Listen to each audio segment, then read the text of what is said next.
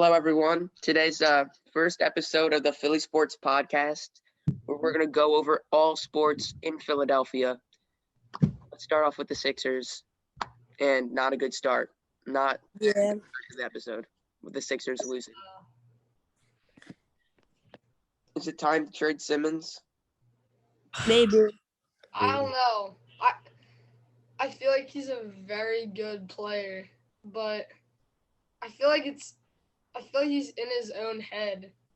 Yeah, definitely. If he's more aggressive and he works on shooting foul shots and just actual shooting, he'd be very good. Yeah. Mm-hmm. I feel like every year though, they always say he works on shooting and he's always just never aggressive. He's never confident. And then it ends up in 5-point games. So I don't really have that much trust in him, but he has a ton of potential. And that's I would want to keep him. I don't want to get rid of him yet. I want him to play as a Sixer next year. Mm-hmm. And Plus, I agree. if what he said about the Australian team and stuff, he's not playing for the Australian team just to work on playing for the Sixers. That's kind of a big thing to do. Yeah.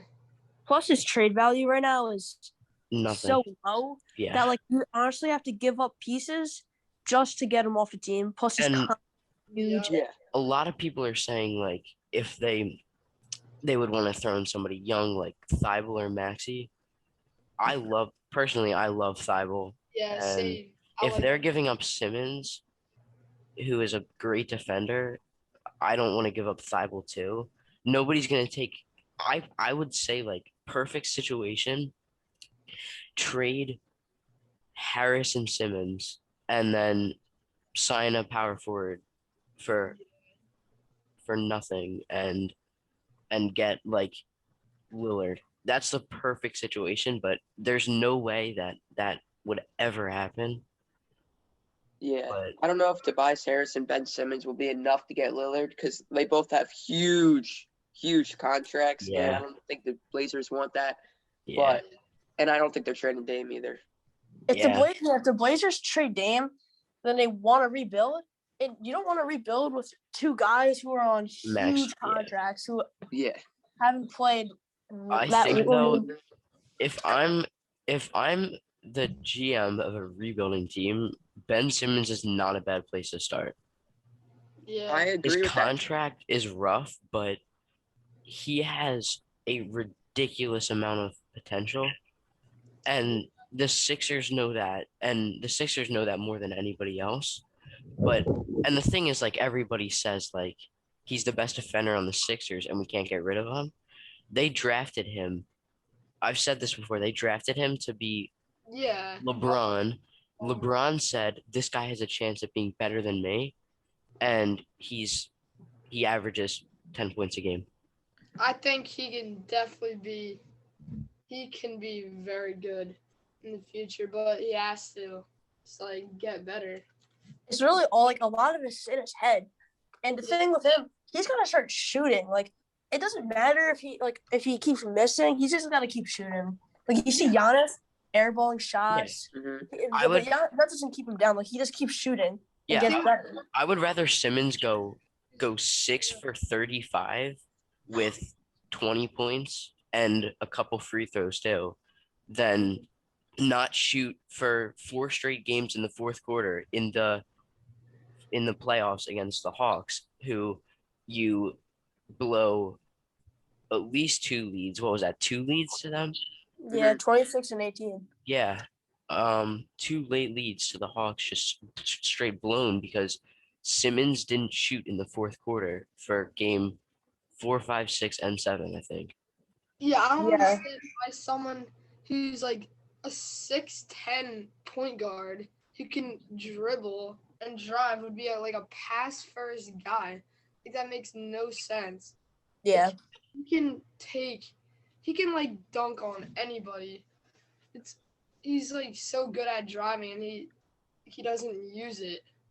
Yeah, we already saw it this year against the Jazz when he scored 42 on Rudy Gobert. He was so good that game. And we haven't seen it again since. That makes no sense how somebody that big and that athletic is a pass first guy. And Mhm. honestly, we don't even need him. We don't need him to be ridiculously like a ridiculous scorer. If he can score 20 points a game, then Yeah. the Sixers win a championship. Without shooting. Yeah, Magic Johnson averaged 19.5 points a game for his career. And he was the best player in his team every year. Yeah, That's because he shot 30% from the three. Ben Simmons doesn't even need to do that. If he can have a consistent mid-range and driving game, then he's and also he has a lot more defense than Magic Johnson did. yeah. And if he can average 15 with confidence, then this team could be much better than they were even this year. Yeah. I agree with that. Personally, I don't even think Ben Simmons is the best defender on the Sixers. I think Matisse Thybulle is a better defender. So if we do take the route and Yeah. trade in Simmons, I think Thybulle moves into that starting role. And I think if we can trade Simmons for a point guard, our team gets a lot better. Yeah. I think Thybulle is a very good defender. And Thybulle Yeah. can take that role as our number one defender and our perimeter defender, guarding the other team's best player every night. Yeah. If Simmons is gone, and Thibault's going to get a lot of minutes, which he doesn't really get a lot of minutes right now because he's not good on offense. So kind of like Simmons. Mhm. Yeah. Thybulle actually shot pretty well in the postseason from three. He was making his shots. He's Mhm. gotten better I feel like he's gotten better from last year, getting that Yeah. growth like Simmons didn't with Yeah. his jump shot. Yeah, Definitely. Thybulle's an aggressive player. And Simmons right now is not. Yeah. And I like Maxey a lot. I love him. I love how he's first season in the NBA and he's it's looking like he has the confidence of a 15-year-old or I don't know if I can say that. He's like the only guys on the team who can just go and get his own shot. Yeah, It's that's cool. what we need. Like, Yeah. now, like, he's the only guy, and he's, like, really good. But, like, he's not gonna, like, I don't know. I feel like he just can't be, like, the factor to get us far. Like, we need, like, somebody else who can do that. I agree. Like, Yeah. Seth Curry, he's not really a point. He's more of a shooting guard. Oh, no doubt. Yeah, definitely. He's a guy that you want to like shoot and pass the like, get the ball to him. So set a screen or something for him, or Yeah. get him in the right place to shoot. And Max He's not a guy who can really get his own shot. You got to make like plays for him.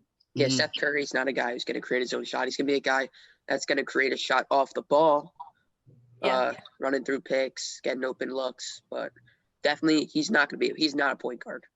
No, he's a very good shooter though. Top 5 in the league, from top 5 shooter in the league. Definitely. He was top great for us this year. Yeah, he was very good. Great pickup. Mm-hmm.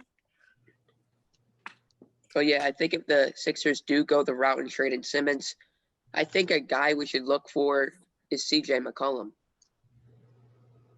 I think he's the perfect dude for the Sixers team. He can play point guard, definitely.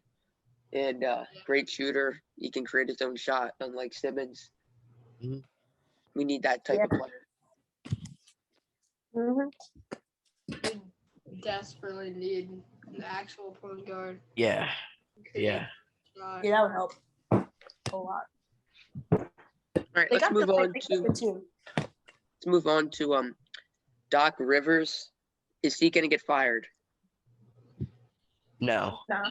No. He He was shouldn't. a really good coach in the regular season, but You can't blame yeah, him for the team just it's not his fault that the team scored barely any points in the third and fourth quarters of two very easy to win games when everything was given to you and Embiid luckily could play through his injury without hurting himself more. They had all the luck on their side, but they just didn't take advantage of it and took their foot off the gas and let the Hawks come back in 2 games. They could have went up 3-1, and there's no way the Hawks come back from that against this team.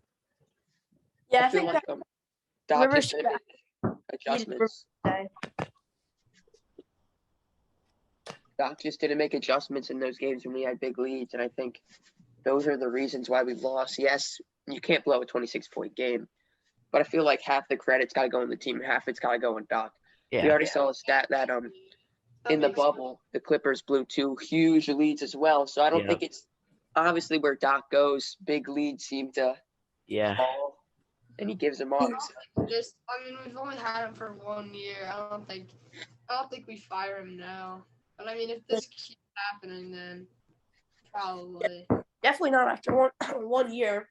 I don't think he should get fired, and I don't think he deserves to get fired. I don't think with what he's a good coach, and with what he can bring to this team, then I think he can get us a championship or make it to the championship. Or he can get us far. He does have some championships with the Celtics. But again, I don't know. I don't trust him.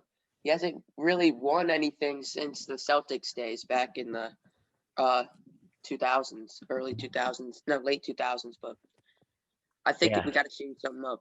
That's my opinion. But yeah. That makes sense.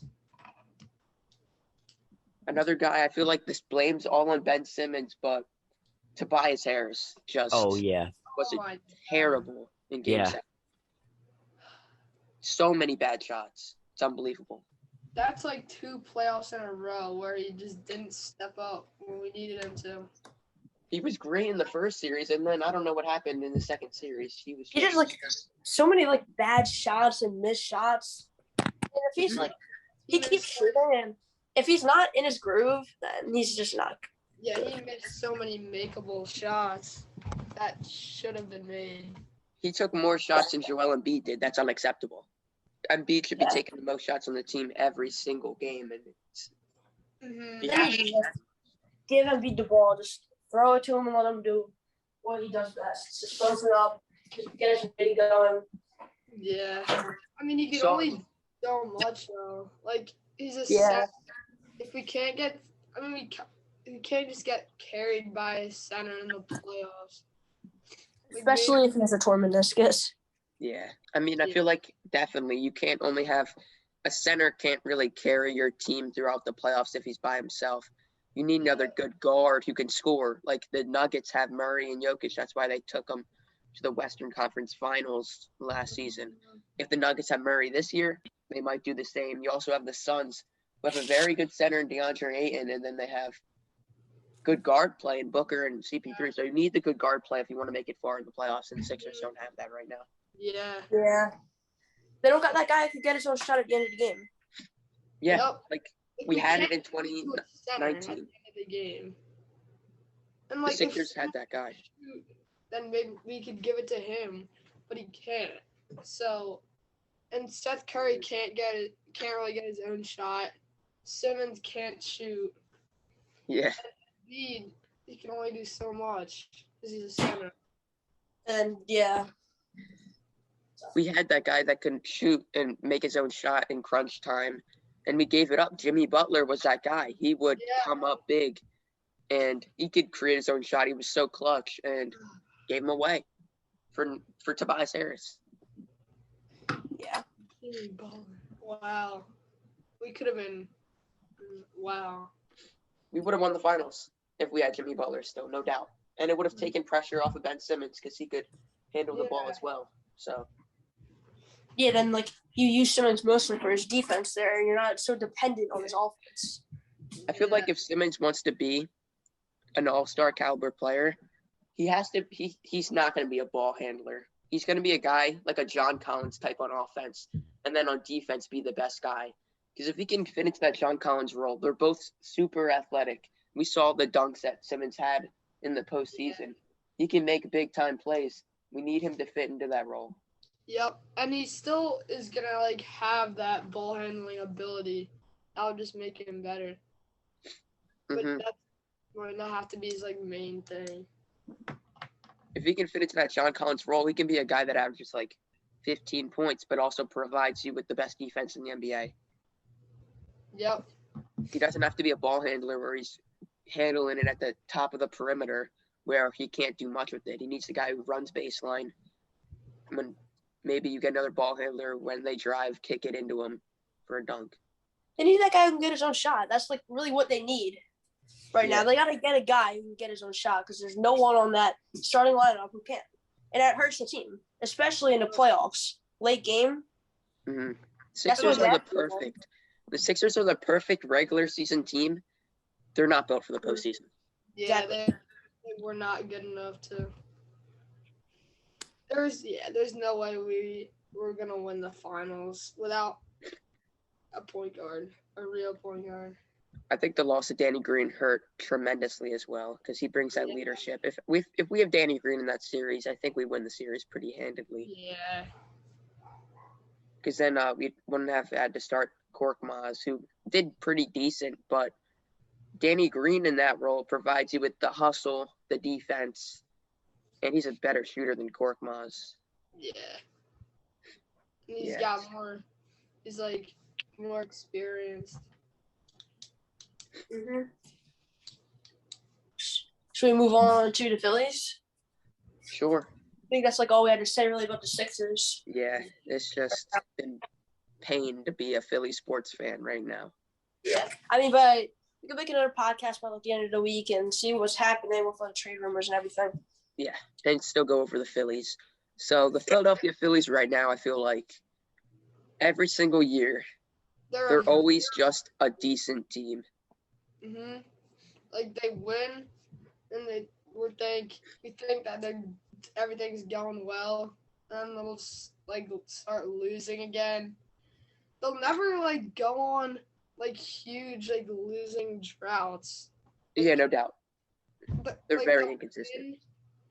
I don't know. Sometimes they'll win like 6, 7 games in a row, and then they'll like lose like a couple in a row. They never like get going and start winning a lot. It's the same thing every year, honestly. Like they're stuck in that like average tier. Even last year, they with like 8 playoff teams, and they still couldn't make it. They were just right on the bubble. Yeah, they haven't had a winning season since 2011. That's a they've joke. been 500 like 3 or 4 times in that stretch. I thought the Phillies were just heating up after they took the 2 games against the Yankees on 2 big-time games, and then they had 3 competitive games with the Dodgers. They lost the series, but all the games were pretty competitive. Going in that Giants series, they just didn't have anything. Yes, they won the first game, but then, they lost the first game, and then they blew them out. But that third game just showed. It wasn't really a competitive series for the Phillies. Yeah, that was a rough series, and I mean, at least we got one, and at least we didn't get swept. But other than the last game, they showed pretty. I don't know why Zach Eflin was able to stay in the game when he had already given up 4 home runs and 6 earned runs. Yeah. He was in the game. I was watching the game. I walked away for like half an hour, came back, and then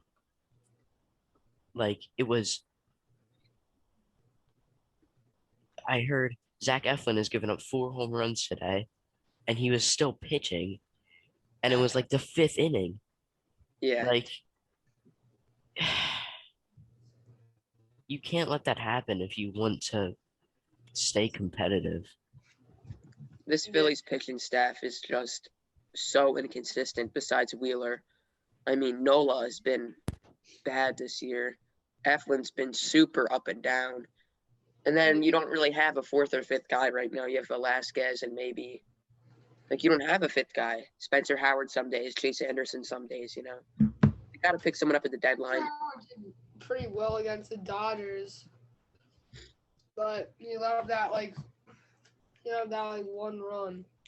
And then he got smoked by the Giants. Yeah. In the last game, and he came in for relief. The whole team Just inconsistent. The offense is definitely not the issue right now. I mean, you have guys raking. Andrew McCutcheon, his batting average isn't high, Yeah. but the dude has still been raking. I mean, still has a 781 OPS. When you're a guy that old, that's pretty solid. Segura's been unbelievable. Bryce Harper's been good. Remuto. It's just a matter if Harper and Remuto can stay on the field, and this team's very good. Same with Didi. Yeah, I think when Didi comes back, it'll be better. And Segura comes back, I Yeah. think we might improve. Alec But- Boehm's been hitting the ball very well lately, too. Yeah, he's gotten a lot better since the Yeah, year. he's started to heat up. They need that. And for a guy that does not walk and has been hitting for a bad batting average, he's just not the guy you want. Again, also a guy who has not slugged at all. I mean, only a 273 on base, well below average, and same with the 314 slugging percentage, well below average. Yeah. Creates for a bad player. His WAR is negative 1.7. Who is this? Is this Bohm? Yeah, Alec Boehm. He's been terrible. Last season, I think he has great potential as a Yeah, I Philly, and I it's agree. soon, but last season he got by on pitchers not having the Substances. substances and pitchers not having the time to get ready because of how often, I mean, 66 days to play 60 games. Yeah. You can't That's rest your rough. pitchers. And plus, rookies as him, no MLB pitcher had ever seen him hit before. Nobody knew what to throw to him. Nobody knew what he could hit. Nobody knew what he couldn't hit. Mhm. So he can get by on pitchers just not knowing him. But now it's starting to show that that's not going to work for him anymore, and he needs to adjust to the pitchers, and because the pitchers are adjusting to him. I also feel like last year he was trying to like hit line drives, like take it the other way, Mhm. like right center gap, Yeah. and wasn't trying to hit like home runs. Mhm. I feel like this year he's just like trying to hit home runs, but lately he Starting to has get back. hitting the ball the other way, like singles to right, just like putting it in play. That's exactly what the Phillies need to be, and that's exactly what the Phillies have been.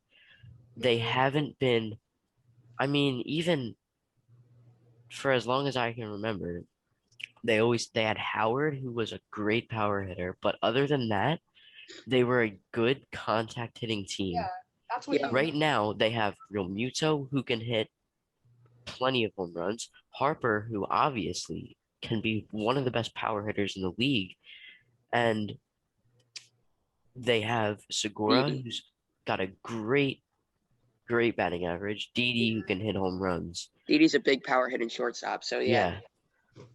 I mean, I feel like they have a lot of teams, if they want to make a run in the postseason, you can't have a team that's all power. And we've Yeah. seen it, the Yankees, Yeah, the Twins, all power teams yeah, don't have success in the postseason. The Dodgers are a team that can hit for contact and power. Yeah, that's Yeah. always Same with Tampa Bay. like Yep. Mookie Betts is a great hitter because he Mhm. knows what he can do. He's not going up there in bottom of the eighth inning when you're down by 3 runs and there's one runner on. He's not going up there to hit a home run that doesn't tie the game or take Yeah. the lead. He's going up there to get the other guy in scoring position so that there's 2 runners on instead of just one. And then, I mean, the guys that come after him in the lineup can do that, can tie those games and win those games if they're losing. Like they have the perfect mix of contact and power, and that's why they're succeeding. The Phillies, they have power guys who are trying to be more than what they are, and they have contact guys who are trying to be power hitters. let's just look at this Phillies lineup, and you look at them, and they're all power. Yeah. Hoskins, Harper. Realmuto's in the mix. He's balanced. Yeah. McCutchen this year has been all power, Yeah. no contact. Mhm. Didi Gregorius, when he's healthy, he's all power, no contact. It's like Segura's been really good though. Ronald Reyes has definitely provided. Yeah. And Torres has been surprising. I don't He's- he's not high obviously. like he stepped in for Didi. Yeah, he's no all-star, but he's exactly He makes sometimes what they've needed. Yeah. Like we could have had like a horrible like backup shortstop that like doesn't like provide for the team, but he makes a difference. Odubel Herrera has also been really, really good this season. I mean, If we had Odubel for like the whole season, we'd be a much better team. Like our center field problem in the beginning of the year was horrible. Like our center fielders were so bad, and thank God we got him. yeah, I mean, they haven't gotten offense from the center field position in I don't know how long, because before you have Roman Quinn and Adam Hazley and Mickey Moniak, you had Ben Revere, another guy who provides little to no offense. So having think a guy who can hit. even the catcher spot on the Phillies, this is gonna sound ridiculous, but the catcher's spot on the Phillies, the way that the team is managed, it's sometimes the reason why they might lose a game is because of the catcher. Like Real Muto, when he's playing, that never happens, but he's been out a lot recently, and it's been Knapp who fills in for him. But when Knapp needs an off day, it's Rafael Marchand. Who is like when he came in like ninth inning, like extra innings. Mhm. He had two pass balls. Alvarado walked 2 runners on or something, and then just started spiking the ball, trying to throw it 101. Rafael Marchand stayed on his feet and just threw his glove at the ball. He didn't try to block it. He didn't get in front of it. He just tried to pick it and missed every single one that allowed 2 or 3 runs to score. The MLB. Also, Andrew Knapp, what he brings you on defense is great. Yeah. But the dude's one of the worst offensive catchers yeah. in baseball, if not the worst. I mean, his OPS is 455. That's beyond terrible. That is so bad. It's horrible. I didn't even know it was that low. That is terrible. Yeah. His on base is only 230 and his slugging is 220. Oh my God. Yeah, that's just not it. Yeah. His WAR is a -1, so Andrew Knapp is just not a good player. Andrew Knapp though, but the problem is the pitchers on the Phillies, they say that Andrew Knapp calls a better game than Real Muto. Andrew Knapp calls better pitches in better situations, which sucks because he can play defense, and if he can call pitches better than Real Muto, then you would think like, oh, well, more pitchers are going to say, I only want to pitch to him. But if you only want to pitch to him, that means, say 2 out of the 5 guys in the Phillies rotation say that. That means 2 out of 5 games are pretty much guaranteed losses because of what he brings to the plate. Yeah, basically when he's in the lineup, you have 2 pitchers in the lineup for the offense because Knapp's hitting at like a pitcher level. Yeah. So that really hurts. Obviously with much less at-bats, but DeGrom has, like I can check this, but DeGrom may have more RBIs than Knapp's got 9, so it's close. I think it is very close. DeGrom is at 6. What about hits? I think it's really close too, because Knapp has been just a joke. Nah, it's probably not close, but I think the Phillies they don't need to upgrade catcher because they still have Realmuto, obviously, but that backup catcher, you gotta find someone who can, because backup catchers play 1 every 4 days. That's like close to a big part of your team. You need a dude who can provide a little bit of at the bat, maybe even a 600 OPS guy, but a 455, that's just not going to cut it. Mm. I don't even know. Like, I don't even know where they. I like Didi a lot, but he's starting to. I mean, he hasn't really been playing, but Yeah. I feel like even when he does play, he's not. He's one of the statistically, he's one of the worst offensive shortstops, if not the worst, in the league. He's decent. He's decent. I don't get that because whenever I'm watching games, he's always making running catches into the outfield and diving plays, but he I wish he was in the lineup more and I wish he was there because I really want to see what he can still do. Oh, yeah, no doubt. Whenever he's in the lineup, he's going to be a scary bat in the middle of that Phillies lineup because now he has protection because he might hit behind Hoskins. He's going to hit behind either Hoskins, Harper, or Romuto. That's enough protection. That's enough protection. That's enough protection you need for Didi Gregorius. So when I look at that, I still think Didi's got a lot of offense left in the tank, but the offense is definitely not the problem for the Phillies. It's the starting pitching in the bullpen. Yeah, the pitching is like very inconsistent.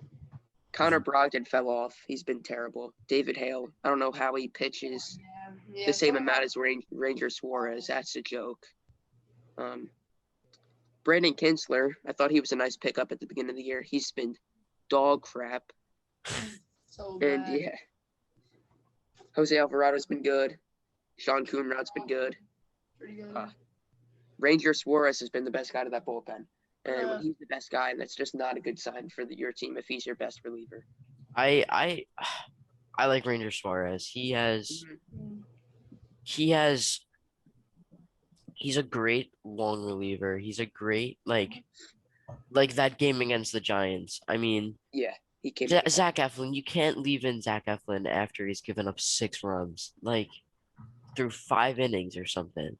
If you take him out in the 4th and you say, you know what, Zach, you're done for today. You cannot pitch today.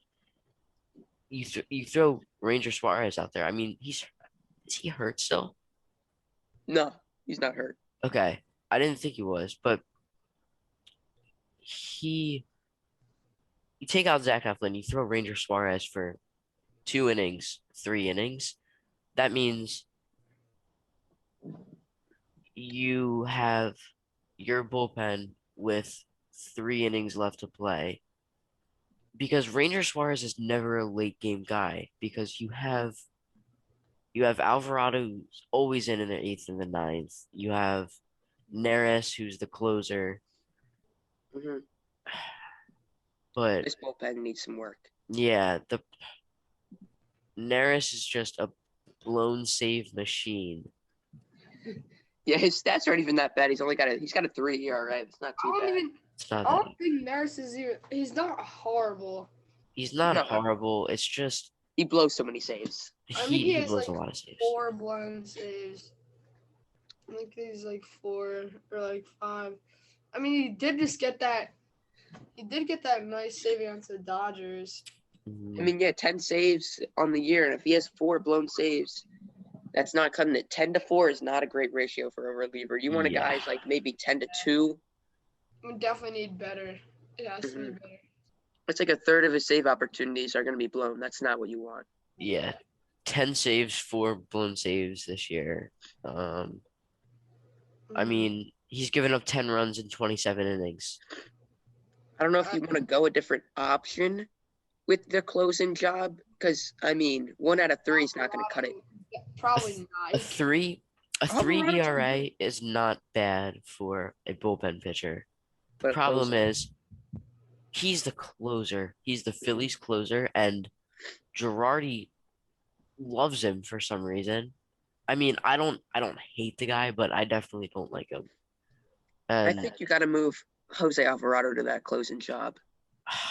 What is location issues? I think they just need somebody who can throw strikes, but without being stupid about it. Like, Neris can throw strikes. Neris has accuracy, He has good stuff but too, but and sometimes I love his splitter too. I love that Mm. splitter. stuff. He throws strikes. Sometimes he's Hangs one. too aggressive in the strike zone. Hmm. That's the only thing with him. He's got good stuff. If he can locate that splitter almost every time, Yeah. no one's gonna hit him. It's like almost unhittable. But Yeah. either he throws it in the dirt or he throws a fastball right down the middle and they tee off. Twitter, which happens too much. Yup. I mean, I think they keep him for now in that closing job. Give him a few more opportunities this Yeah. year. 'Cause the stuff is there. If it doesn't hold up, you got to move it to either Archie Bradley or Jose Alvarado. Yeah, I definitely think Archie Bradley would be the better. I think Um, Archie Bradley could do that because Archie Bradley is I think he could be consistent. mhm. I think Mhm. because Alvarado's not He's done it consistent. before. yeah, Alvarado's the least consistent pitcher on the Phillies. Sometimes he can just break down and walk the bases loaded in like the ninth inning. Like Yeah. I think Alvarado is less consistent than Aaron Nola because Aaron Nola can be consistently bad. Yeah.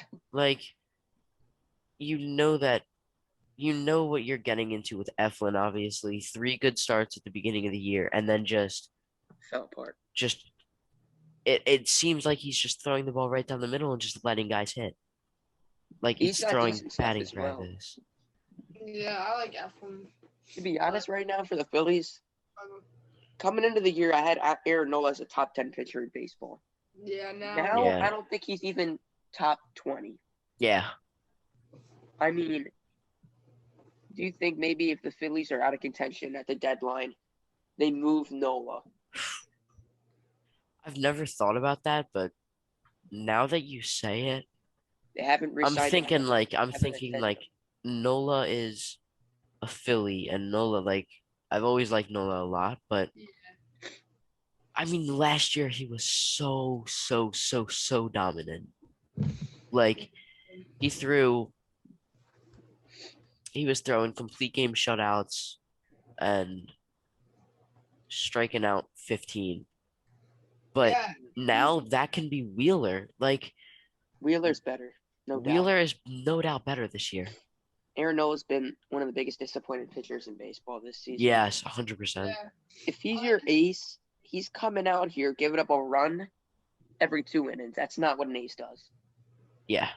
And with back to Alvarado, 22 walks in 24.2 innings, That's just not going to cut it. How many strikeouts, though? He has a lot of strikeouts. 33, which is good. It's not even that good of a strikeout to walk ratio, though. It's like a 3 and 2.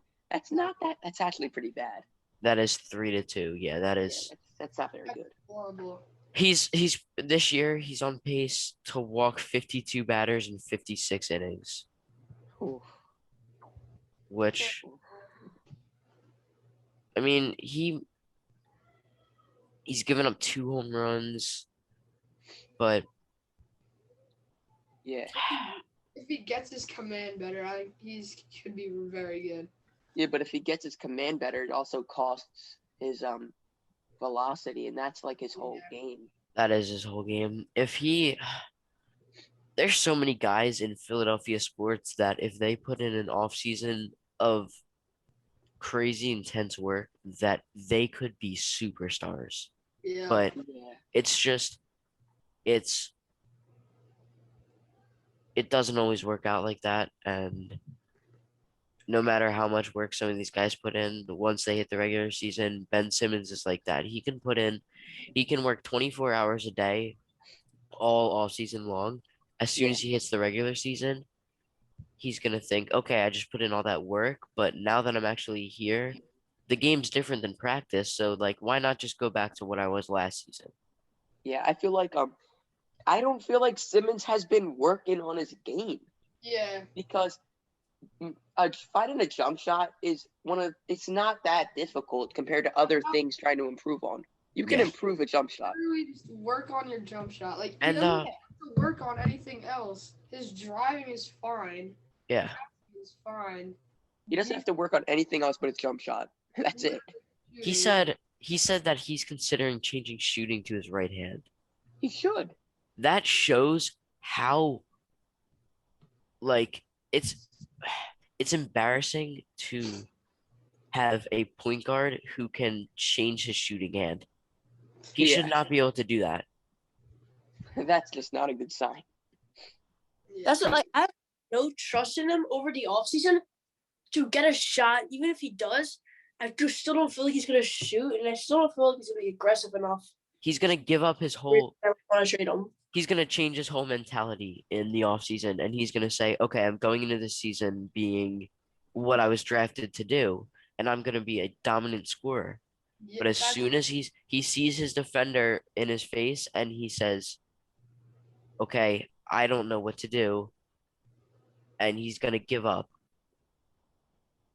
Dude, Simmons doesn't even have to shoot like off the dribble. He just has to be able to shoot open shots. Like a defender does not have to be guarding him at all. He just has to be able to get an open look and shoot it and knock it down. He could be Giannis or better, honestly. Like, I don't know. I mean, I don't know how much better he would be, but he could be Giannis, and Yeah. because Giannis is a confident shooter. Like, he knows that he's not. He knows that he's not Steph Curry, but he also knows that he's not DeAndre Jordan. He has Like- confidence. He's one of the worst shooters in the league, but he Yeah. has confidence still. And that's something that makes him as good as he is. Like Yeah. he's If dominant.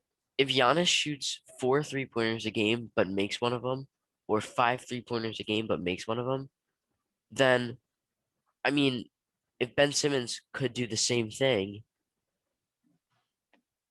Yeah. shoot 20% from 3, like, I mean, who else would you want taking that shot? I mean, Tobias Harris, I mean, I only see him making threes when he has 4 seconds to get set and get ready and nobody's close to him. Yeah. Seth Curry can make pretty much anything. He's Yeah, Seth Curry's consistently a one. good shooter. Yeah. All right. I think we've basically gone over everything in Philly sports, I think so. and I think it's time to wrap up the first episode of the Philly Sports Podcast. And I'm very excited for where this podcast can go. Mhm. And I love talking about Philly sports. So Hopefully, Mondays and Fridays. yeah, Yep. Tuesdays and Fridays is where we're going to be posting. So get ready, and thank you all for listening. Goodbye.